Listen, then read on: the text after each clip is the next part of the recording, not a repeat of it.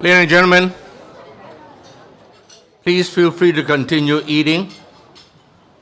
You pay for lunch, so you better eat it. Just don't make too much noise. Kishore have spoken here 7 times in the past 25 years. That's one time every 3 years or so. But he never told us the reason for his success. And he said that in a recent speech that he gave in Singapore that I heard together with a few friends of mine. All of them have something to do with the Asia Society. And Kishore thanked many people, but at the very end he said the real reason for his success is because of a 4-letter word. And my antennas were up. I've never heard Kishore use 4-letter word except that one time. And the 4-letter word is A-N-N-E, Ann. So ladies and gentlemen, welcome Mrs. Mahbubani. Ladies and gentlemen, and take a bow. It's so great to have you. Great to have you. Anyway, Singapore is a small country, but a very, very important country. And it has produced over the decades truly amazing world leaders. Today it is to launch the memoir of Kishore in Hong Kong. So I propose to him that today, instead of talking about all the geopolitical stuff that he usually talks about, many of us know his views anyway, and at the very end I will ask him to summarize it for everyone. But before that, I want to explore instead his personal journey. How the heck did he become what he is today, besides Anne? And how did Singapore produce so many brilliant diplomats that Hong Kong know not of? So I will try to spend time on the personal side of things first, hopefully with some revelation for we in Hong Kong that maybe one day we can catch up, and we certainly need to catch up. So with that, I will first turn the podium to our guest of honor here today, Kishore Mahbubani, who will make some opening remarks, and then I will engage in a dialogue with him before opening to the floor. Ladies and gentlemen, welcome Ambassador Kishore Mahbubani.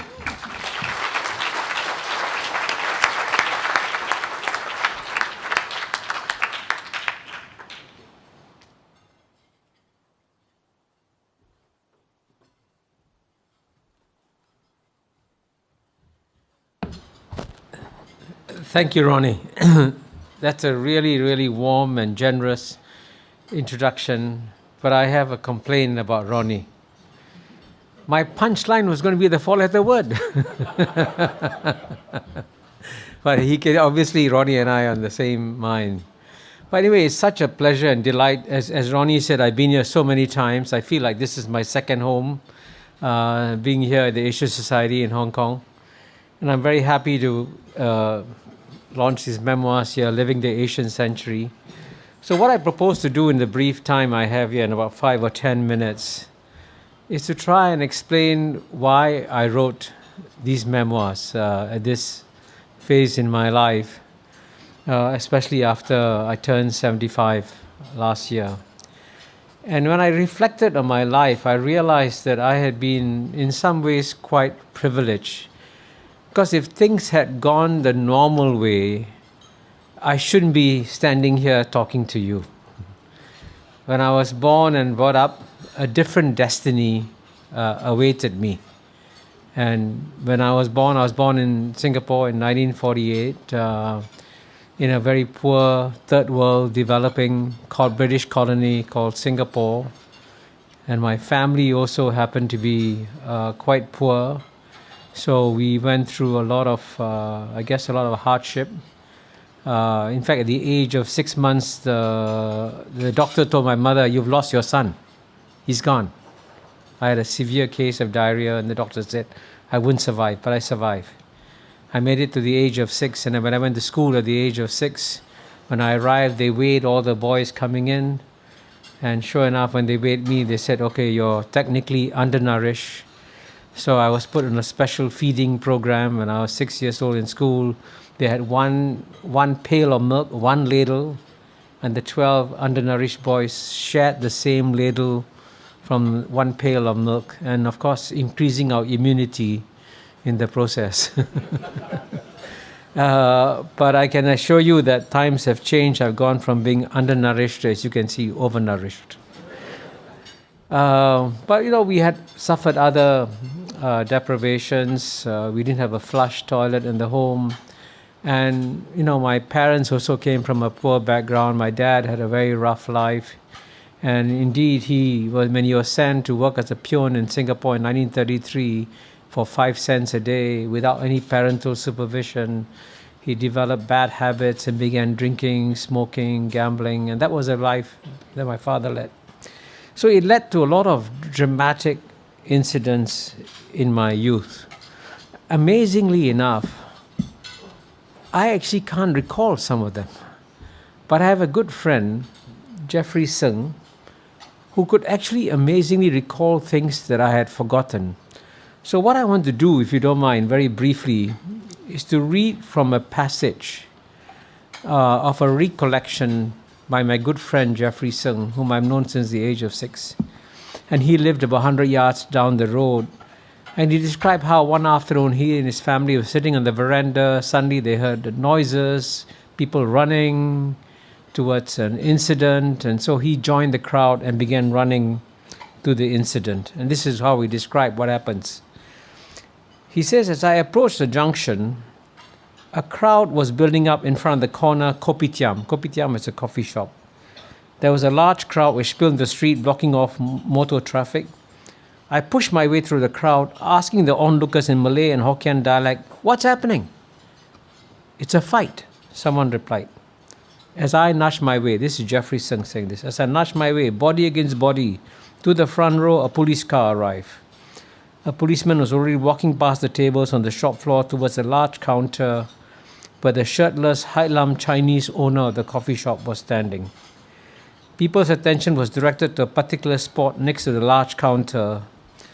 They were looking at an Indian man standing by a table with a broken Tiger beer bottle and a broken beer mug. His white shirt, wet with beer, was torn and spattered with blood. He had an unshaven square face and a neatly pomaded shining black hair parted in the middle. It suddenly struck me that he was Kishore's father. The shirtless coffee shop owner was standing nearby, but hesitated to approach. Kishore's father, the object of attention, looked drunk and fiercely defiant. Meanwhile, the policeman who came from the patrol car made his presence felt and started asking questions and waving his notebook. I couldn't hear what was said. Then, I suddenly noticed that Kishore had shown up next to the policeman and was calling out loudly, "Dad, Dad." He went up to his father and took his arm lightly with an anguished expression said, "Please come home, Dad," said Kishore. The Indian man with his torn shirt let himself be led by his son out of the kopitiam. The crowd parted to let the father and son pass through. I watched them cross the street together. Kishore's house was almost right across from the kopitiam. Kishore walked his father up the front steps, leading to the door of the house. The door opened and they disappeared inside. Now you can clearly see that this was a traumatic incident for a 10-year-old boy like me, but I recollect none of it. Even after Jeffrey described it, I can't remember it. So it shows you in some ways how faulty memories can be. I can remember other things. I can remember when my neighbors came to my house and said, "Kishore, come out. You have to go to the drain nearby." I say, "Why?" They say, "Your father is sleeping in the drain. He fell in after he got drunk." Then I can remember when Chinese gangsters come to the house wanting to collect gambling debts from my dad. My dad rolled under the bed And I had to tell the gangsters my father wasn't home. But what I do remember is the look of sheer terror in my father's eyes when he heard about the gangsters coming. Now, I tell you all these stories so you have an understanding of what I said, that it wasn't my destiny to be standing here in front of all of you. It was my destiny to suffer from a poor childhood, live with poverty, not go to university, not study, not travel around the world, and certainly not go speaking around the world. So what happened? And you'll realize that in life, luck is very critical. And in my case, the luckiest thing that happened is that when I finished high school, I ended up working as a textile salesman in a Sindhi textile shop. And my destiny was to be, frankly, a textile salesman the rest of my life. And I was earning $150 a month then, which is about $50 a month. And then, out of the blue, I got a letter from the Public Service Commission saying that I was awarded the President's Scholarship. And with the President's Scholarship, I could go and study in the university, and I would be paid $250 a month. So my mother said, $250 a month is more than $150 a month. You go to university. And it's actually quite shocking that if that accident hadn't happened, I would never have smelled a university at all. I wouldn't even have known what higher education is all about. But I ended up in a university, did quite well. And in university, given my circumstances, the logical thing I should have been done was to have been a good student, studying hard, getting A's in exams because I was given an opportunity. Instead, I became a student radical. And, I can tell you just one quick story, and I'll tell the story because one of my classmates in university actually is in this room. He actually witnessed the same incident which I witnessed. Because one year in 1969, soon after the May 13 riots in Malaysia, Mr. Lee Kuan Yew came to address the university students. And after he finished speaking, when question time came, he was harangued by a philosophy professor, Ms. Dr. Lee Beng Chi, one of my philosophy professors, about abortion. Mr. Lee Kuan Yew listened for a while, then said, okay, I've heard you, let's move on. So he told the chairman, Mr. Aranaya, a young student, Mr. Chairman, it's time for us to move on. But there was a very brave young student chairman. He said, I am the chairman. I decide. We carry on.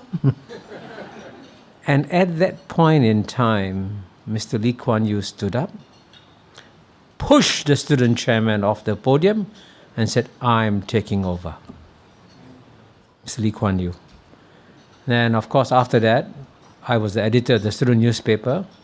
I wrote an editorial said, I can understand why Mr. Lee Kuan Yew was frustrated. But when you start pushing chairman around, this is the slippery slope towards dictatorship. So I said Mr. Lee Kuan Yew could become a dictator. And after I wrote the editorial, I told my editorial board, let's sign the editorial together. My editorial board said, no, Kishore, this is so brilliant. Why don't you put your name on it?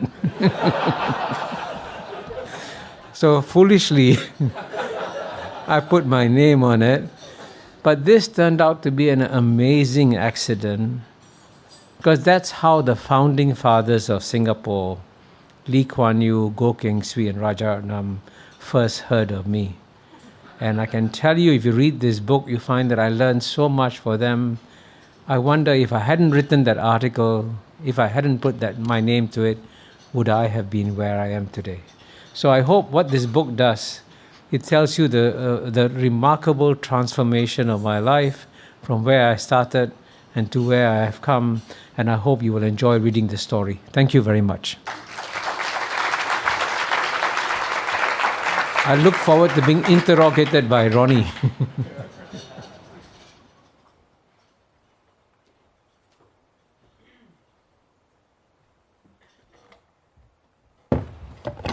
Kishore, is your college student, the American exchange student, is he here in the audience?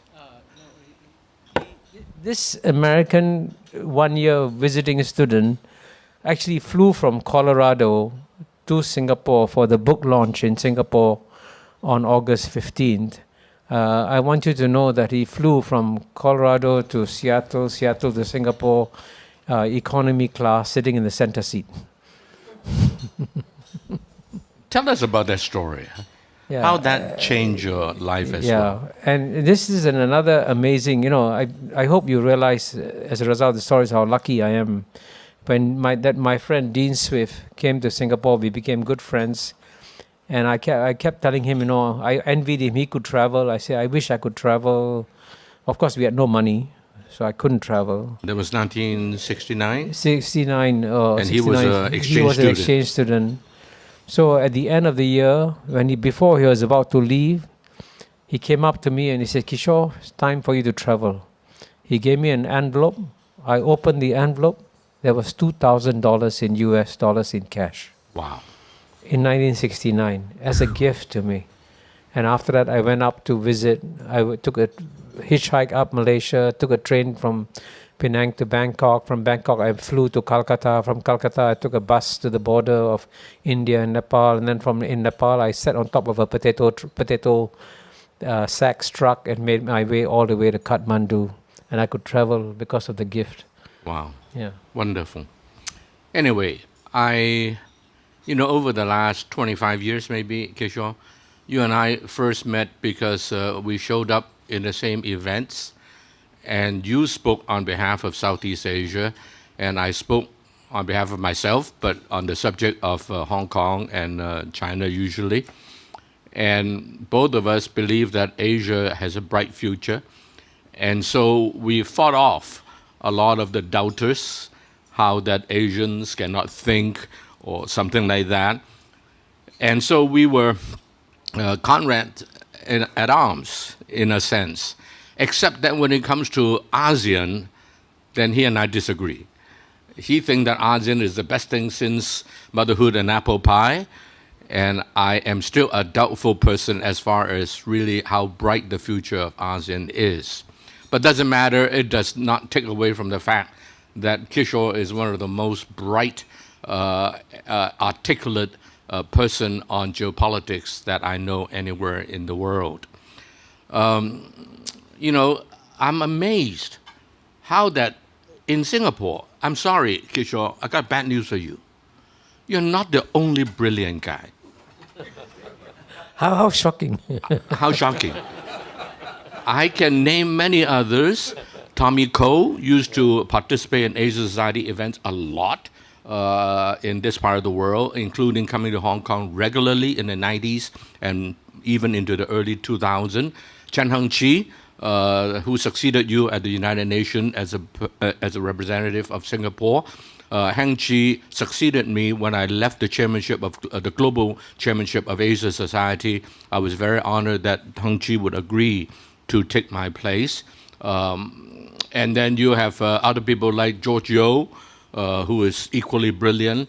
You have people like you mentioned, no, I don't know if you mentioned Bilahari Kausikan, who unfortunately had a very terrible, sad personal incident in China. I don't know if it has anything to do with his negative views about China, but he, on the one hand, you and George and others on the other, it is amazing how Singapore produce so many great brains, even when they really disagree with each other.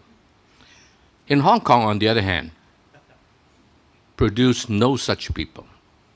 We produce a lot of other kind of good people, great people, business leaders, right, artists, what have you, but that's one thing that we don't produce. And the reason I can think of is Singapore is a state. Hong Kong is never a state. Hong Kong is always just a city.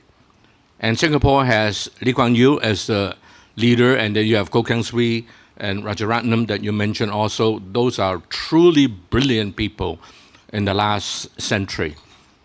And Hong Kong have no such privilege of learning from such great minds. So tell us, why can Singapore produce such great minds in geopolitics? Well, great question. I'm just a quick side note on ASEAN. As Ronnie pointed out, we have different views on ASEAN. There's one statistic that everyone in Hong Kong should know. In the year 2000, Japan was the second largest economy in the world, as you know. And at that time, Japan was 8 times bigger than ASEAN. Now Japan is about 1.2, 1.3 times bigger than ASEAN. And by 2030, ASEAN will be bigger than Japan, what was the second largest economy in the world. And I tell that because I know some people in Hong Kong are worried about Hong Kong's future, what your future might be.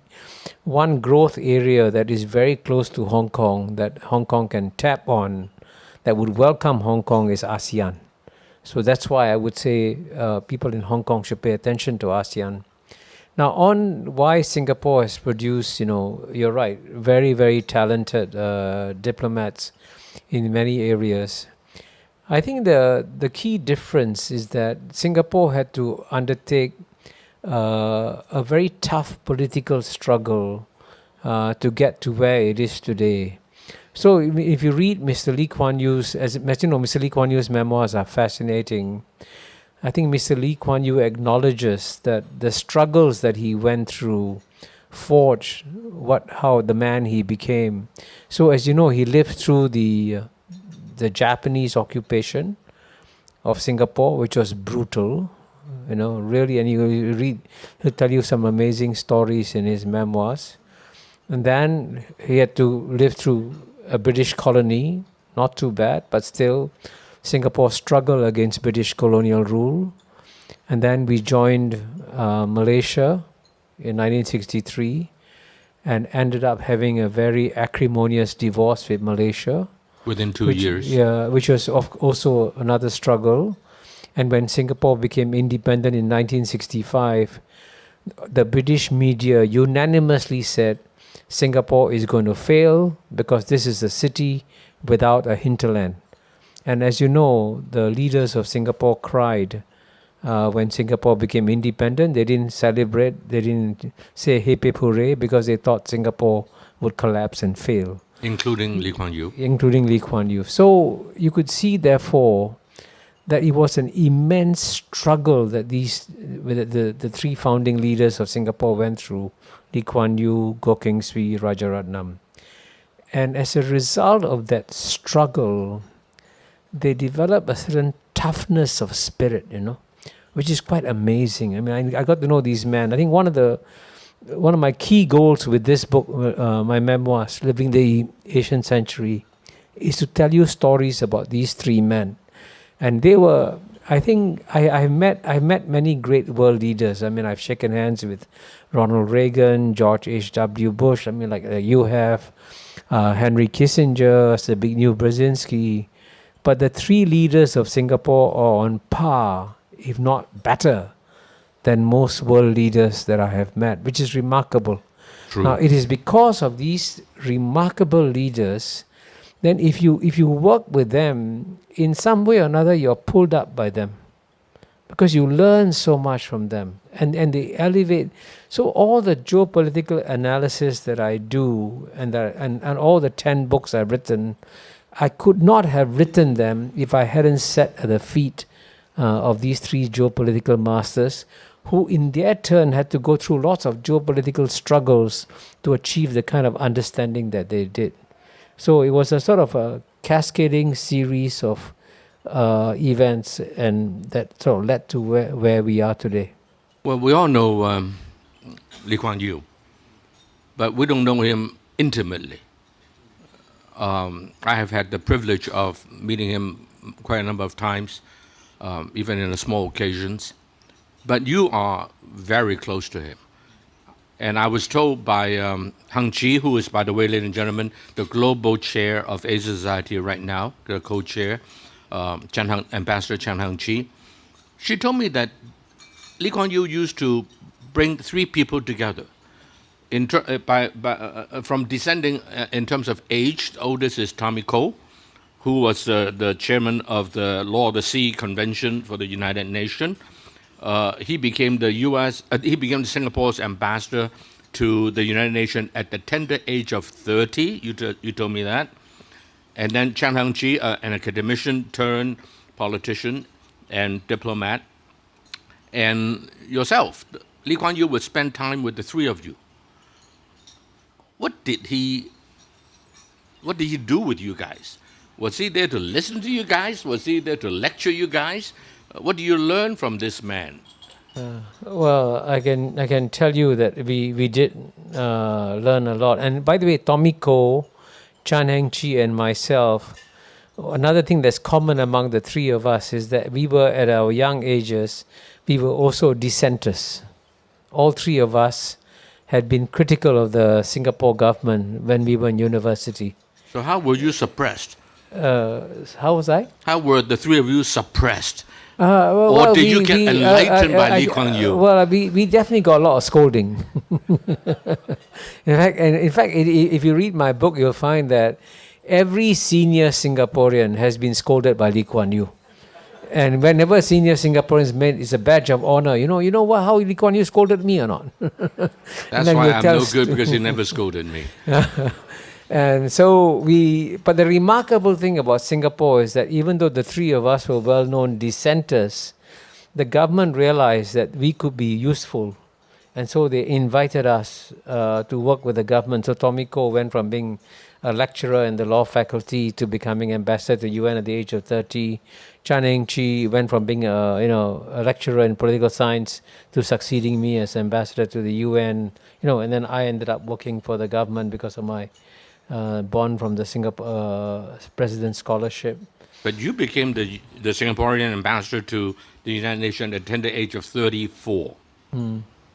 Most 34-year-old is, I hate to say this, but still wet in the pants. I was when I was their age. Were you wet in your pants? Were you? Well, I actually, I to be correct, I wasn't 34, I was 35, much older. It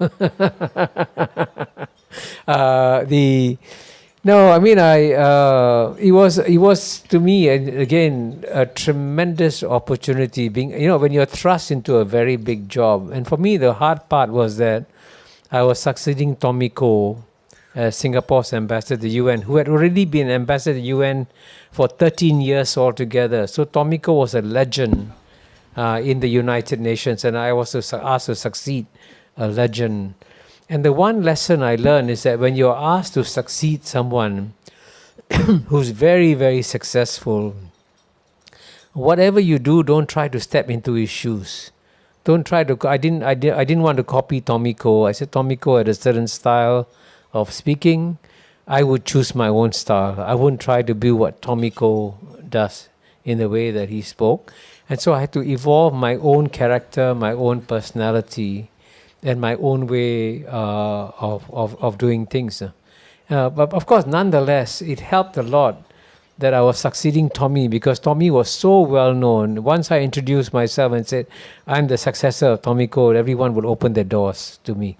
So in some ways, I also wrote on the coattails of his success. Sure enough, Kishore has a very, very effective style, including your style of speaking. And many of you know that I can be a little hot-headed. And I go pick a fight in the international arena for the last 40 years.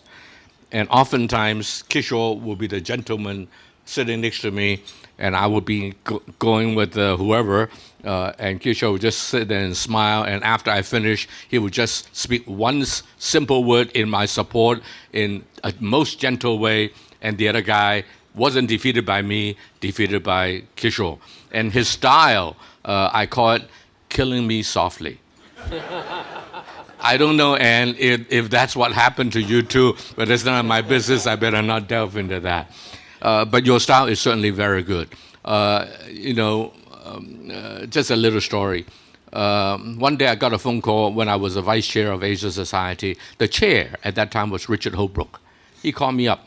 He said, Ronnie, I just want to let you know that we have appointed Orville Schell to a position at the Asia Society, knowing that Richard knows very, very well that I would be very upset to have appointed that guy into a position. at Asia Society, of which I was the vice chair. So he did it after he appointed him because somebody gave us a lot of money to endow a chair. So Orville and I have known each other for 35, 40 years. We always disagree. I still remember hosting him lunch, he and his wife, in San Francisco when he was still dean of the journalism at UC Berkeley, trying to change his mind. I never changed his mind. But the best moment I've ever seen happen to Orville Schell was when he interviewed you in New York at the Asia Society. For those of you who haven't watched that, I encourage you to watch it. And Orville was hot-headed about China is bad, China is this, and then Kishore just killing him softly, did the job bloodlessly, except that when he walked out of the door, suddenly somebody found that there's blood all over him, such as the Chinese saying, 刀不血刃. But anyway, so when did you discover that perhaps you are meant for greatness? At a 10-year-old, you can pull a bloody father drunk in front of everybody and the policeman, and you can just gently let him back home. Did you discover your greatness that day? You don't even remember it. So was there some moment that you discovered, perhaps I'm meant for greater things? Was there such a moment? Yeah, that's an interesting question. I would say it was not one particular event per se, but at each stage of my life, I would say I was blessed with good teachers.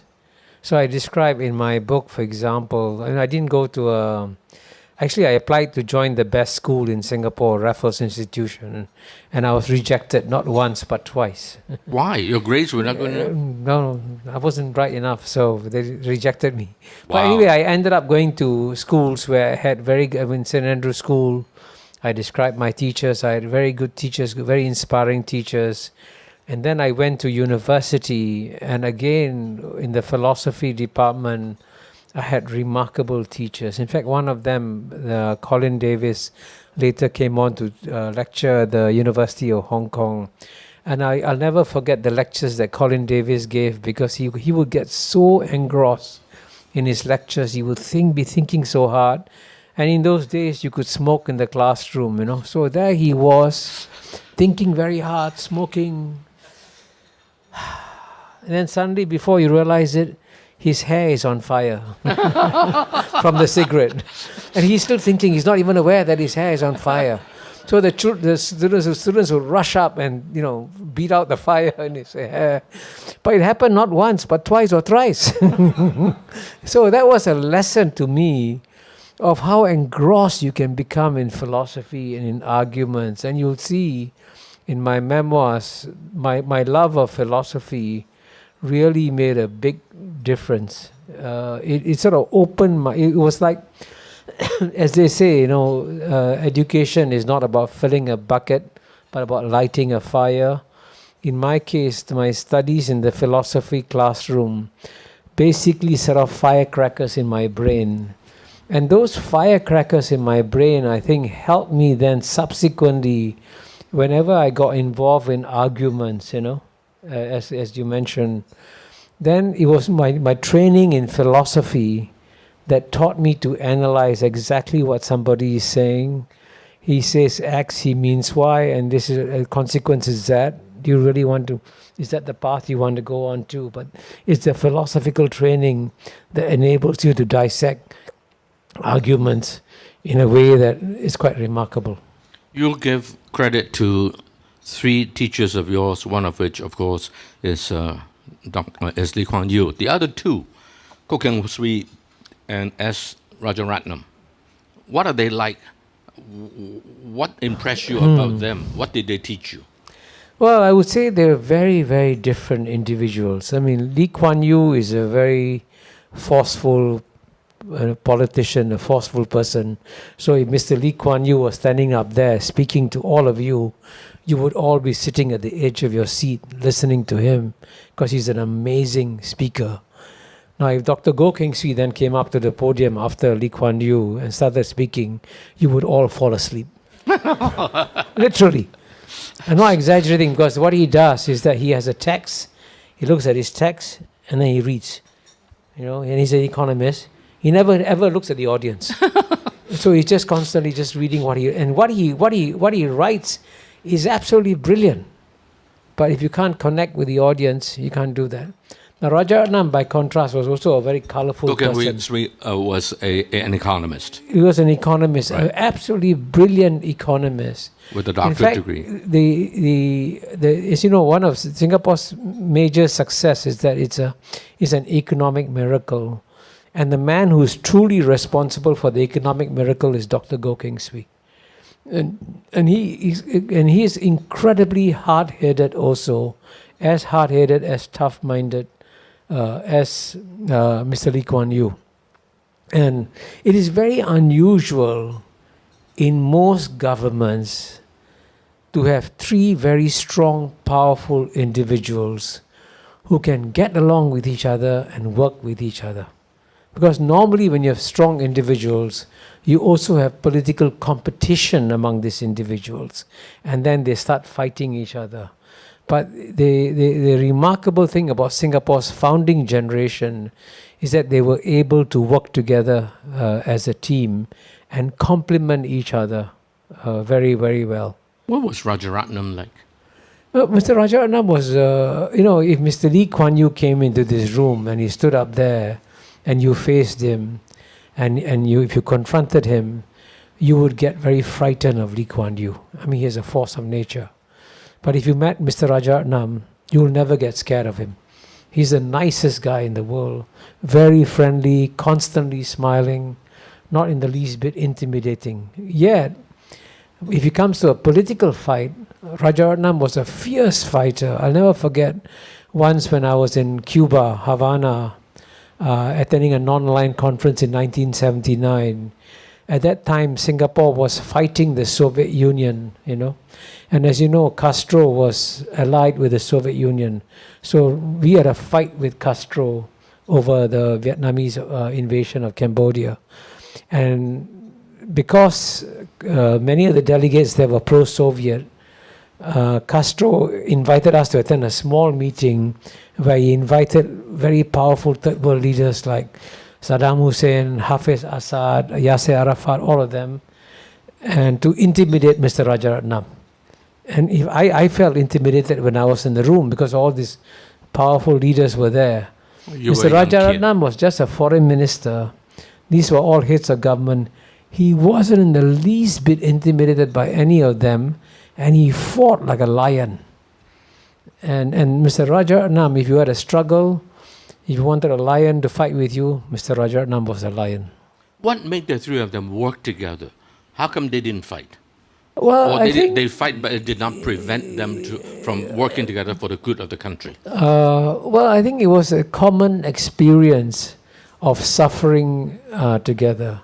Suffering the Japanese occupation, fighting the British for decolonization, fighting against the Malaysian politicians when we were in Malaysia from 63 to 65.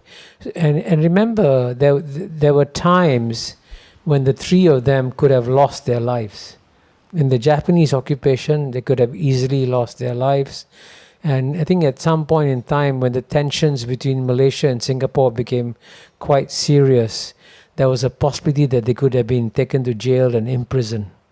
So they went through real hard political struggles.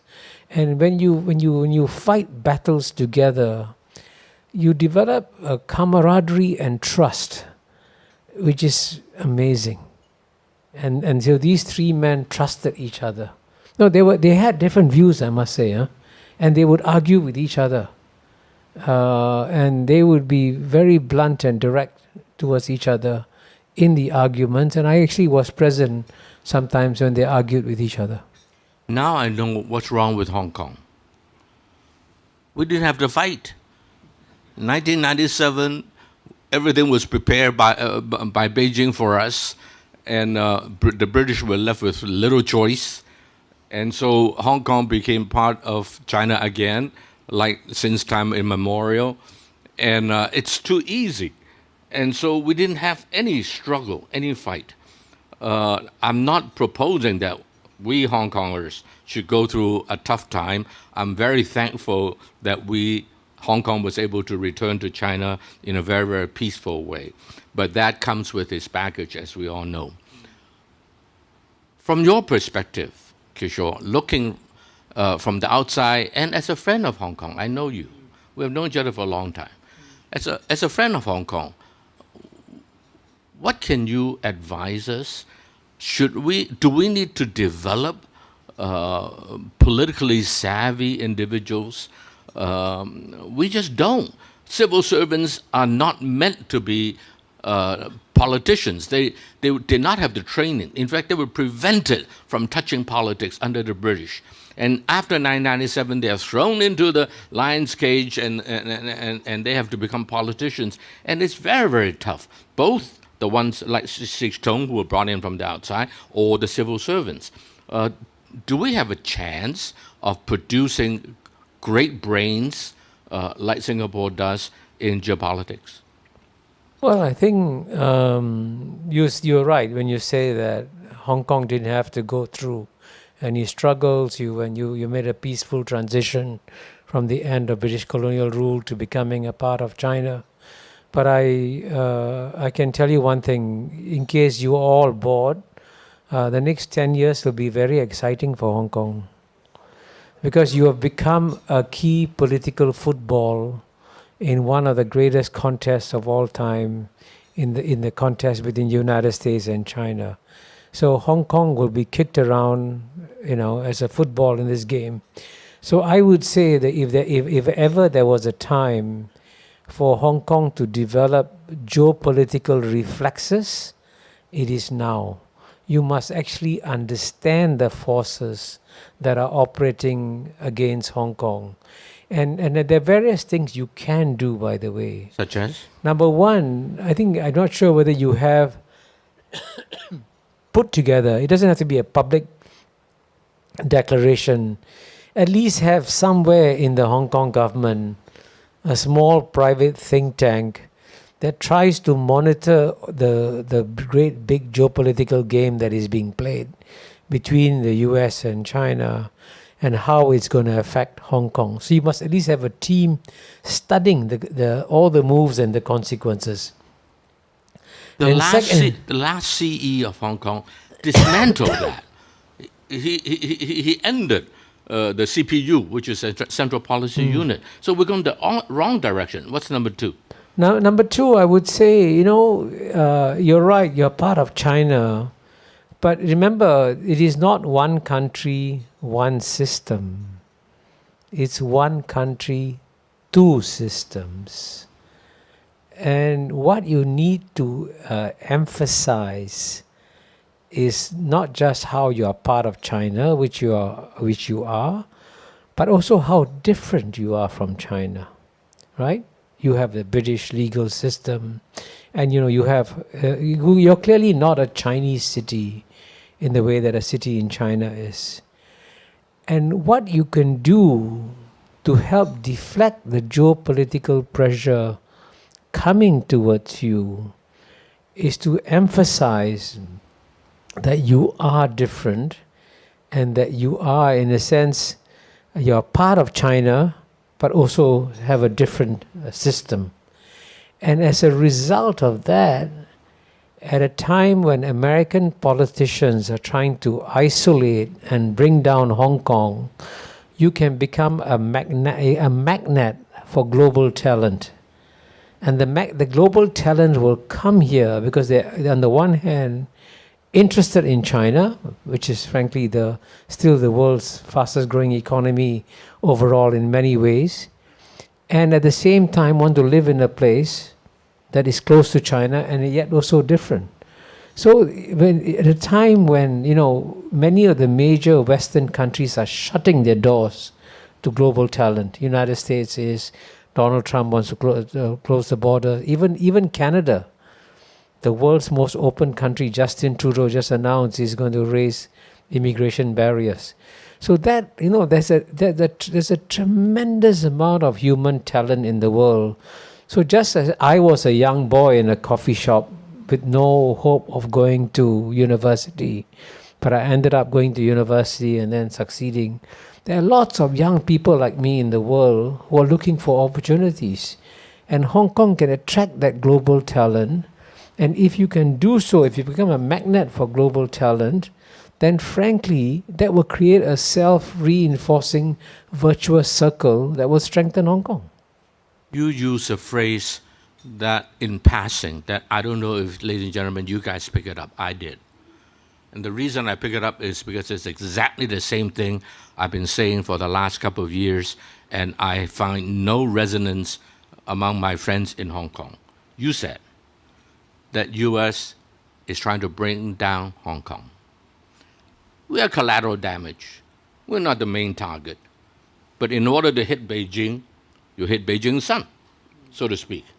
And hence, you give Hong Kong hell, especially as a financial service center. If America doesn't hit you hard in that area, I think America is asleep, and America is not asleep. And yet, what I'm afraid is Hong Kong people are asleep. Hong Kong government is asleep. And by the way, we are more left than the Beijing leaders, it seems, to be more like them, so to speak, rather than emphasizing, as you have proposed, the uniqueness of the two systems. Now, in the old days when Anson Chan used to propose one country, two system, to the neglect of the one country, I was the first one against her. Now I'm saying that times have changed. Yes, we respect 100%, 150% the one country. But this is the time that we also, I have to borrow a page from Anson Chan, not exactly, to emphasize the two system as well. So I think that Hong Kong is undergoing a lot of changes at this stage. I think what Hong Kong needs to develop is a very high degree of sophistication in its understanding of geopolitical developments. And it's important for Hong Kong society also to develop that kind of understanding, because these are the forces that will be shaking you. I mean, you put up all these warnings, typhoon warnings, right? I mean, it's good, you should, right? You should have a geopolitical typhoon warning also. And put it up on the street and say, hey, a geopolitical storm is coming. And that geopolitical storm, believe me, can do more damage than your Typhoon Yagi can do. So, but you got to develop, therefore, the antenna, the capacity to understand what is going on, what is the game that is being played. And that, frankly, was the best legacy that the leaders of Singapore, Lee Kuan Yew, Goh Keng Swee, and Rajaratnam, left behind in Singapore. Because Singapore, when it comes to geopolitics, is one of the best performers in the world. Because we know how to manage all the great powers. In fact, even as you and I are sitting in this room talking, I was just on CNBC from 11:30 a.m. to 12 noon talking about the visit of Prime Minister Modi to Singapore. You know, and Singapore is such a small country, and yet many of the world leaders come to Singapore to interact with Singapore. So clearly we know how to engage the great powers and how to deal with them. And that's something also that Hong Kong can and should develop now. I can assure you, Kishore, Hong Kong does not have those kind of talents. If anybody know anything along that line, it's already in this room because they are my friends. And I am amateur, they are amateur. Are there people in Singapore we can engage to advise us, help us? Can you give us a few names, at least half as good as Kishore Mahbubani? Are there such people? No. I mean, this is actually something that you have to struggle with yourself. I mean, you know why? If you don't feel the struggle yourself, you won't be able to understand the consequences that flow from it. So you have to develop it internally, and sometimes you will succeed, you will make mistakes, but it's actually the process of making mistakes is when you learn from what you do. So Singapore clearly has made lots of mistakes too, but it's from the mistakes that we learn what we did right and what we did wrong. You know, Kishore, you and I agree that the world is a very cruel place. You said something in your book, page 85 or something, that Tommy Coe disagree, but I'm with you on that point. That is, the international arena is a jungle. There are laws, there are rules, tribunals, and conventions, and this and that. But they are only there as tools of the major powers. And it is very much a jungle, as you have described. But Singapore, on the other hand, was able to do things that are against the bigger boys. And you do things that are politically incorrect. And Lee Kuan Yew didn't give a damn about it. And he insisted on it. For example, Singapore's educational system, while educating every man and woman as much as possible, they also are very elitist. Today, in much of the world, including Hong Kong, if you were to use the word elite, that we are the elitist, we train elites, you will be banished. And Singapore is able to do that. Has Singapore lost that edge today because you are now wealthy? Or are you still bucking the trend, pushing the envelope, in doing what makes sense, frankly, common sense, and hence succeeding? Well, I think the good thing about Singapore is that we have in some ways made a very important transition. Well, in the early years, we succeeded because we had very strong, exceptional leaders, as I mentioned. And we've had, I must say, this is unusual, by the way. I mean, if you look at the United Kingdom, for example, you look at the recent prime ministers. I mean, Boris Johnson was a joker. His successor, Liz Truss, was a joke. I mean, you can see, therefore, if a country like UK has difficulty producing great prime ministers, Singapore has been very fortunate. We've only had 4 prime ministers and 4 exceptionally competent prime ministers. Very different, agree, but very successful in their own way. But this also reflects the fact that over time, as we have developed, we have also developed strong institutions in Singapore now. So, for example, in the early days when we started off, when I joined the foreign ministry, there must have been about 15 or 20 people in the foreign ministry. Now there are over 1,000, I believe, diplomats that we have. So we have grown significantly, and we have developed the institutional bench strength, plus what you might call muscle memory.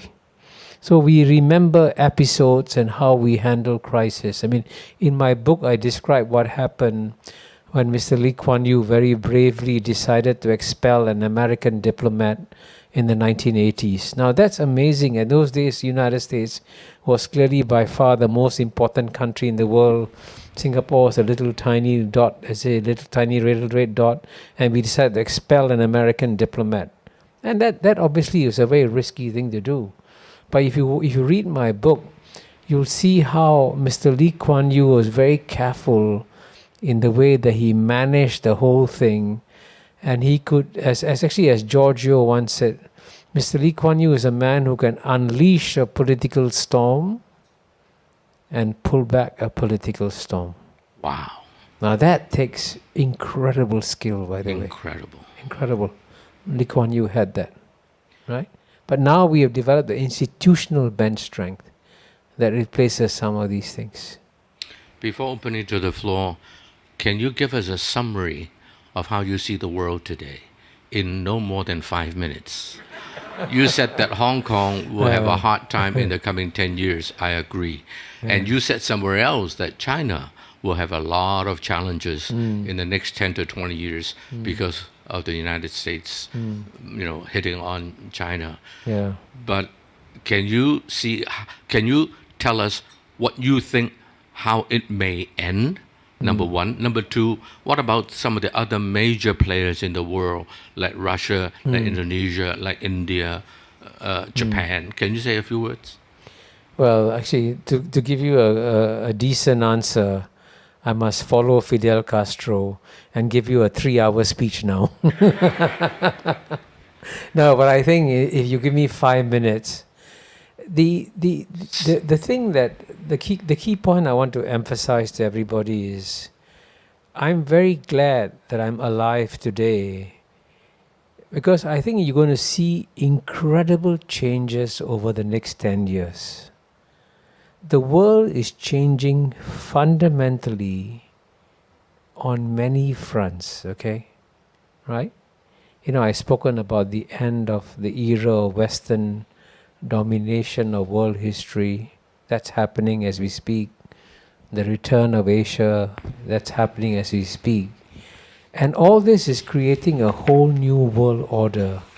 Now, if I want to give a very brief summary of this world order, I describe it as a 3M world. 3M is not the company in Minnesota.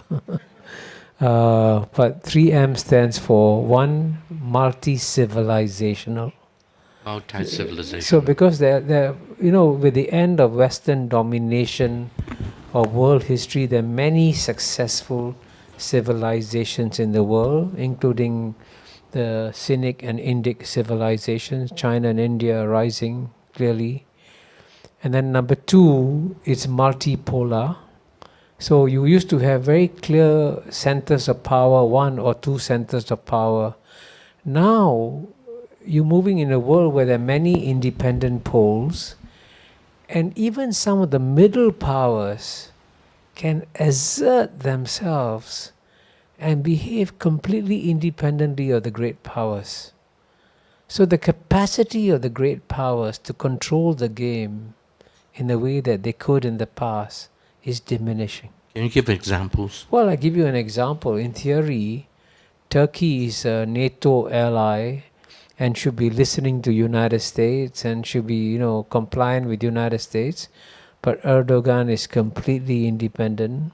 He maintains his separate relationship with Russia, Vladimir Putin, and he takes the independent positions on many issues. So that's one example, but there are many other such examples. I'll give you another example. Even as we speak, it's quite amazing. The Malaysian Prime Minister has decided to go to Moscow. Now, I'm sure that it's going to anger the United States and Europe, but he's saying, I'm an independent leader. I will do what I want to do. So the sense of agency that the middle powers have is more than it was in the past. And the third M is multilateral.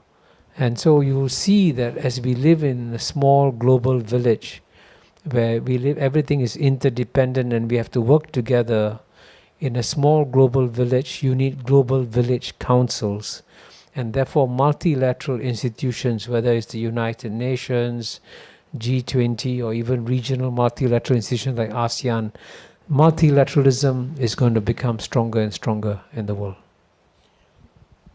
Okay, ladies and gentlemen, if you have a question, now's the time. At the back, there's a young lady there. And then we have one that is, I believe, a Schwartzman scholar.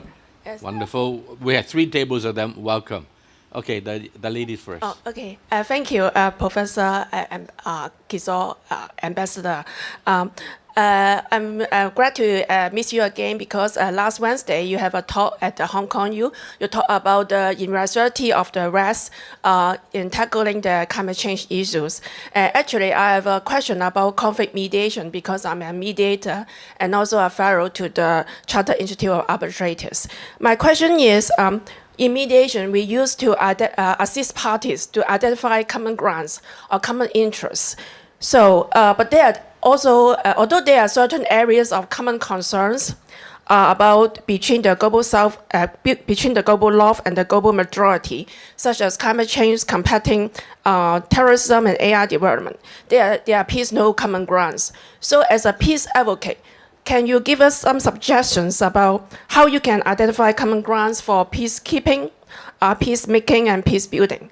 Especially for climate change, there are also arguments about the principle of common but differentiate responsibility and respective capacity being criticized by the West. And also the EU is now imposing tax on the relative poor in developing countries' products through the C brand. Thank you. Yes, Sean. Well, that's I must say, that's a very good question.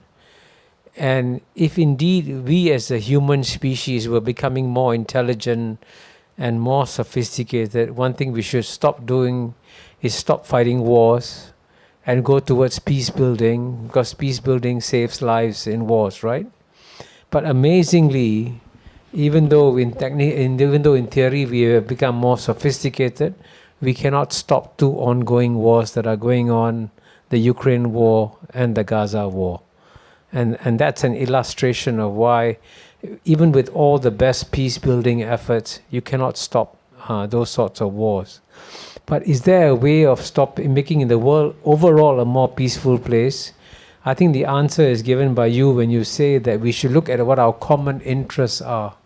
And certainly, fortunately for humanity now, climate change is not threatening just one country or two countries, it's threatening all of us. So the logical response is for all of humanity to come together and cooperate to deal with climate change. That should be the number one priority. But this is something, frankly, that people of my generation have not become convinced of. And in many ways, people of my generation don't worry too much about climate change because we're not going to suffer the consequences 30 years from now, right? Which is why the voice of the younger people on climate change must become much louder. You must emphasize to the world that forget the differences between US and China, forget the differences between Russia and Europe or Israel and Palestine. Focus now on the key overwhelming threat that humanity faces, which is climate change. So if you can persuade the young people to speak out more loudly, there will be a big difference. But at the same time, please make sure that Donald Trump doesn't get elected, because if Donald Trump gets elected, the fight against climate change is gone for 4 years. The gentleman from Schwartzman, and then David Pong, and then there's table 9, and then I got Eddie. That table has two questions. The Schwartzman scholar, please. Thank you, Ambassador, for coming to speak to us. My name is Arjun. I'm a Schwartzman scholar, and I'm a reporter for the Financial Times. I just moved here actually a month ago to cover Asian finance and business. Also, I'm a proud Sindhi. For those who don't know, it's the state on the border between India and Pakistan. So great to see a Sindhi on stage. My question is about the balancing act that Singapore is managing between China and the US. It seems like they've done a pretty good job over the past few years, but there's growing skepticism, led by this idea of Singapore washing by Chinese companies or sort of allegedly Chinese companies like TikTok, Shein. And it feels like there's more skepticism from the American side, especially of Singaporean capital that they sometimes suspect is now actually Chinese capital hidden. So I was wondering whether you think this is still tenable for Singapore to balance so well between the US and China, and if not, then what's the future? You can see you have to be a Sindhi to ask a very good question. You mean I asked all the wrong questions? Sindhis are good. But you're absolutely right. Singapore is under a lot of pressure from both sides on this US-China contest, and it'll be a very delicate path for Singapore. But at the same time, one good thing Singapore has done, which is an asset, is that we have deep reservoirs of goodwill in both Beijing and Washington. And both really understand how Singapore can be very, very useful. So there will be pressures, there will be efforts to say, don't do this, don't do this. But we do our best to explain to them why we do something. And if we believe it serves our interests, we will proceed. So if it serves our interest to have TikTok in Singapore, we will allow TikTok in Singapore. We'll explain why, and we will proceed on that basis. But of course, we also make sure that we don't do anything that they believe will directly harm them. So we will not do something that directly harms the United States or directly harms China. So there's a very careful path, but But what helps Singapore a lot is the fact we are part of ASEAN. And when all the 10 countries, ASEAN countries, come together and say that we don't want to take sides between the US and China, ASEAN creates a very valuable political buffer for Singapore. And fortunately, ASEAN's getting stronger. So I'm reasonably optimistic that if you had to list the countries in the world that can manage the US-China contest, Singapore will be one of those that can do so. Can ASEAN speak with one voice? No, ASEAN's secret is that we never speak one voice.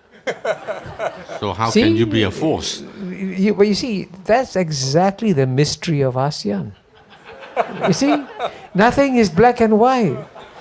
I mean, ASEAN is a remarkable political animal, right? In theory, you watch us, ASEAN is progressing. You watch ASEAN in slow motion, it's like a crab. It takes 2 steps forward, 1 step backwards, 1 step sideways. ASEAN seems to be going around in circles all the time. But you look at ASEAN decade by decade, it's becoming stronger and stronger and stronger. But it does so by confusing Ronnie. I reserve judgment. David Pong, and then Table 9 and Eddie. David Pong, Wing Steel. That was very funny. I think members and friends here would agree when I call you the rock star of modern geopolitics. My question is, democracy is said to be the most efficient way of running a country, and yet at the same time, the best business model is capitalism. And somebody even coined a phrase called democratic capitalism. But in fact, these two are diametrically opposite. One is power to the people, the other one is survival of the fittest. Are we going to muddle through this maze of dichotomy until one day somebody wakes up and then realize that they are the ones who should lead and start a revolution? Or is it another way forward? Thank you. I must say I would call that a really brilliant question. Cindy question. I meant that quite seriously. Yeah? I can tell you that the advanced liberal democratic societies, which used to provide to the world models of good governance, they are all in one way or another failing. I mean, United States functionally, if you look at chapter 7 of my book, Has China Won?, has functionally become a plutocracy, right? And you're right, there's a tension between democracy, where it's government of the people, by the people, for the people, and capitalism, which benefits the richest, and the government of the 1%, by the 1%, for the 1%. And the United States, unfortunately, has moved towards plutocracy, and that's creating an incredible backlash. In the same way, many of the European Union members, as you know, are struggling. The far-right parties are winning. And France hasn't had a government for how long, several months now. Okay? So fortunately there's someone who's analyzed these questions quite well. He's a well-known Financial Times commentator, Martin Wolf, and he wrote a book called The Crisis of Democratic Capitalism. And if you read his book, he describes very well why there are tensions in democratic capitalist societies, and at the end of the day, you've got to create a very fine balance where you give something to capitalism, something to democracy, but don't fall to either extreme, because if you fall to either extreme, then your society is in trouble. Table 9 and then Eddie, we have to call it a close. Stay behind and talk to Kishore after as he signed books. Yes, sir. Thank you, Ronnie. First of all, as a proud Asia Society member in Hong Kong, I just wanted to thank you for pulling off another very good event. I've been really enjoying, Ronnie, to you, I've been really enjoying the occurrences this year so far. And Ambassador Mahbubani, I know you've been really rather unequivocal in your prediction that in the next 5 to 10 years, that the tension between the United States and China will only escalate, and you sort of alluded to that again when you were trying to put Hong Kong into the context in your sharing earlier. There was another very erudite scholar that I very much like, who is Professor Richard Wolff, an American economist from, I think, the University of I forgot the university he's from, but he went even bolder in his prediction of the endgame of the US-China contest. He basically said that sanity will prevail in the United States, and eventually there will be a future American leader who would say, okay, this is enough. China is not a force we can contain, and it's only rational for us to try to negotiate with them for peaceful coexistence. Pretty much like what Britain did almost 250 years ago, when its then Prime Minister, Lord Rockingham, began to seek peace terms with the American colonies, and which ultimately led to the recognition of American independence in the Treaty of Paris. Although I have to add that in that case there was a war, unfortunately, involved anyway. My question is, do you agree with Professor Wolff's prediction, or do you think that a peaceful endgame would more depend on China being tamed, as it realizes, okay, the US is such a formidable force to which we would have to defer to a certain extent? What's your view? Well, I must say I haven't heard of Richard Wolff, but I want him to be right and I want me to be wrong. I would be very happy to live in a world where the United States and China decide, okay, this is not rational, we should actually get along with each other. Because that's what I recommend at the end of my book as China Won. I'm sorry, I'm listening to Richard Wolff right here. I'm sorry. That was quick. I was just listening to the guy. I apologize.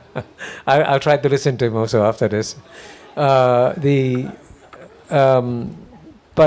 you see, the reason I can confidently predict that things will get worse is because there's a rock-solid consensus in the Washington, D.C. establishment that this is the time when the United States has to stop China.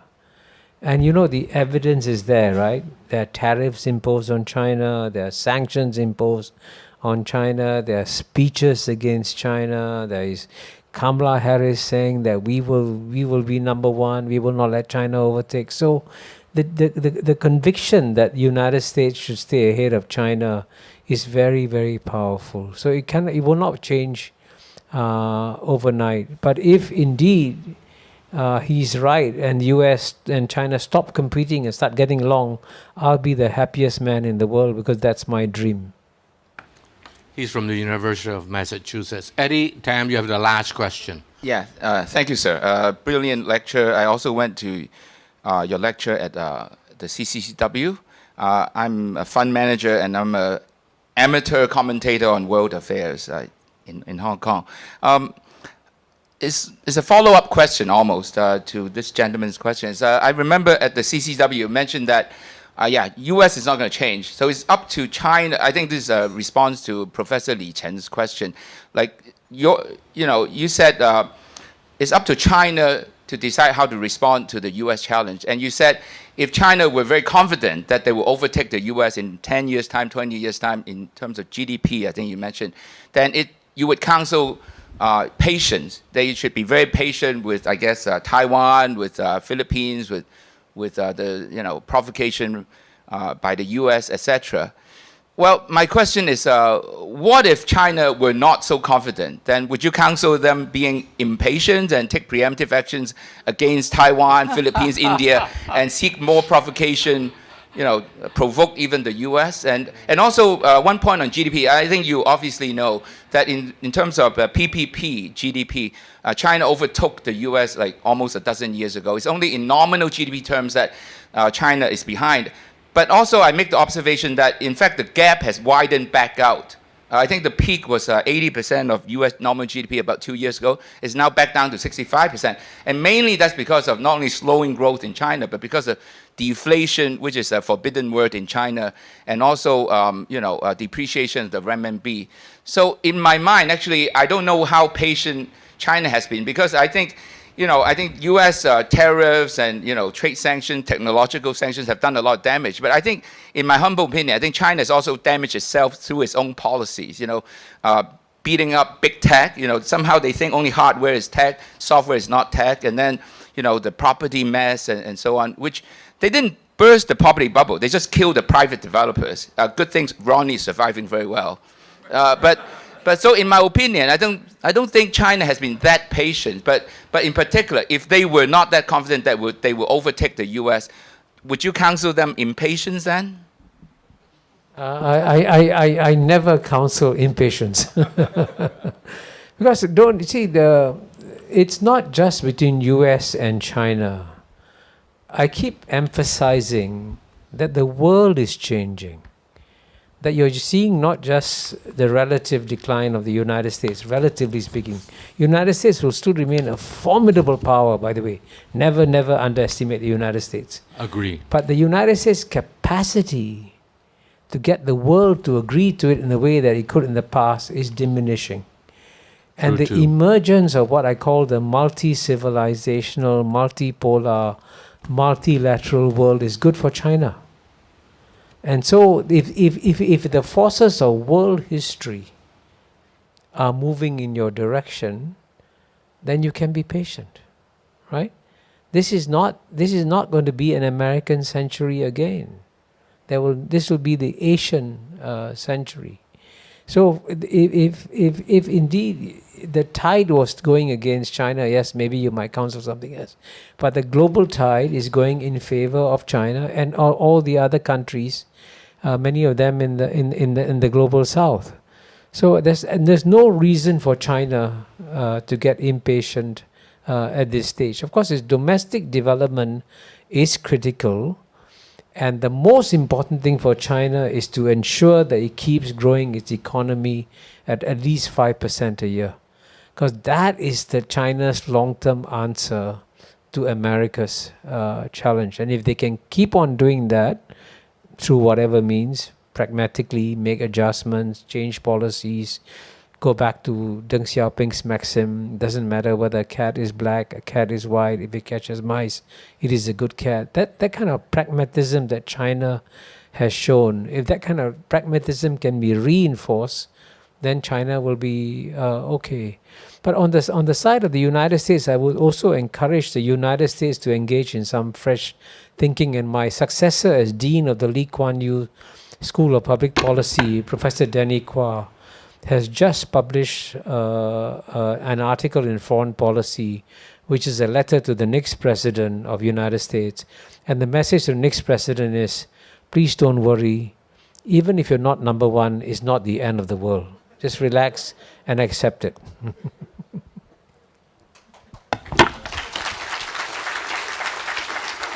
Well, ladies and gentlemen, I didn't know that to be a political analyst can be a rock star, but ladies and gentlemen, one more round of applause for the rock star of geopolitics. Thank you.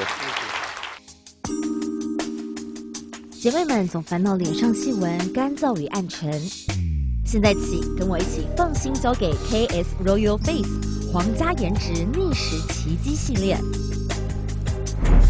KS Royal Face 皇家颜值逆时奇迹系列，它添加5种 EGF， 专门防止肌肤老化，强化皮肤修复，增加肌肤弹性水嫩，轻松抚平皱纹，换回青春自信。KS Royal Face 皇家颜值逆时奇迹，活肤露全效精华，精华霜即刻启动冻龄密码。